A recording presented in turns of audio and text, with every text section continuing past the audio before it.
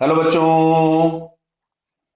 यहां दिया है a plank with a uniform sphere placed on it rest on smooth horizontal plane. मतलब यहां पे सरफेस पे कोई फ्रिक्शन नहीं है। The plank is pulled by right with a force F. Sphere does not slip on the plank then. तो यानी जो स्फीयर है वो स्लिप नहीं होगा। तो एक काम करते हैं, चलो हम लोग थोड़ी देर के लिए जरा इस पे चढ़ जाते हैं। तो अगर हम लोग देखेंगे तो इस पे एक सूडो फोर्स लग रहा होगा पीछे एफ पी। ये केवल इस पे से ही दिखेगा, अभी हम ग्राउंड पे वापस जाएंगे तो हमें नहीं दिखेगा। तो यहाँ पे इस स्फीयर पे फ्रिक्शन लगेगा आगे। तो अगर मैं इस सिलेंडर की बात, सॉरी प्लैंक की बात करता, तो इस प्लैंक पर हम लोगों के पास जो फ्रिक्शन लगेगा वो बैकवर्ड होगा। अब जैसे इसमें पहला लिखा है both have the same acceleration, नहीं, अब सुनो इधर।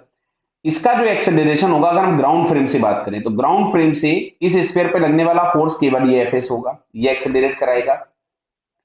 और इसको जो एक्सेलरेट कराएगा वो एफ एक्सेलरेट कराएगा। अब सुनो, अगर एफ और एफ एस बराबर हो जाते तो इस प्लैंक पे तो नेट फोर्स जीरो हो जाता, यानी प्लैंक को चलना ही नहीं था। लेकिन प्लैंक अगर चल रहा है मतलब उस पर नेट फोर्स नॉन जीरो है, यानी जो भी हमारे पास एफ होगा वो एफ एस से तो बड़ा होगा। क्लियर? सो एक्सेलरेशन दोनों के सेम नहीं होंगे। और अगर एफ बड़ा है तो प्लैंक का एक्सेलरेशन ज्यादा होगा, बराबर है, और स्फीयर का एक्सेलरेशन कम होगा। तो दूसरे में लिखा है acceleration of the centre of the sphere is less than the that of plank, मतलब ये वाला ऑप्शन हमारे पास करेक्ट हो गया।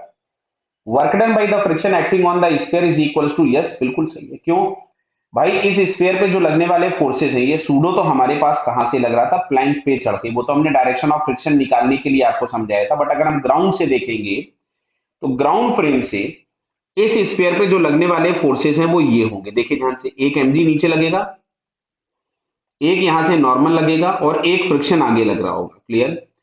अब अच्छा देखो, तो एमजी और नॉर्मल का कोई वर्क डन है नहीं, क्योंकि जो डिस्प्लेसमेंट होगा वो इस डायरेक्शन में है, जो कि डिस्प्लेसमेंट एमजी और नॉर्मल दोनों के परपेंडिकुलर है। तो जो भी वर्क डन होगा, जो भी एनर्जी आएगी स्फीयर की, that is only due to the friction. तो ये तीसरा वाला आंसर भी करेक्ट हो गया।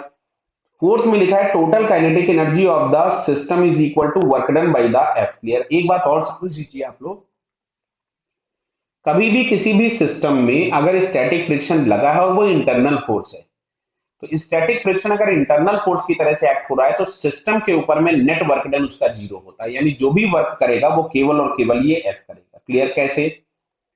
अगर हम सिस्टम की बात करेंगे तो इस पे फ्रिक्शन आगे लग रहा था और ये इस पे फ्रिक्शन पीछे लग रहा है, तो ये दोनों आपके पास क्या होंगे? कैंसल आउट हो जाएंगे। अगर हम ग्राउंड से खड़े होकर या बाहर से खड़े होकर के देखेंगे और सिस्टम को देखेंगे तो ये कैंसिल हो जाएगा, तो एक्टिंग फोर्स केवल एफ है।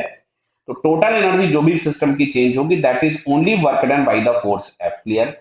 तो यहां से अगर हम चेक करेंगे तो हमको ये सेकंड, थर्ड और फोर्थ, ये तीन ऑप्शंस करेक्ट दिखते हैं। क्लियर है बेटा? Okay, all the best.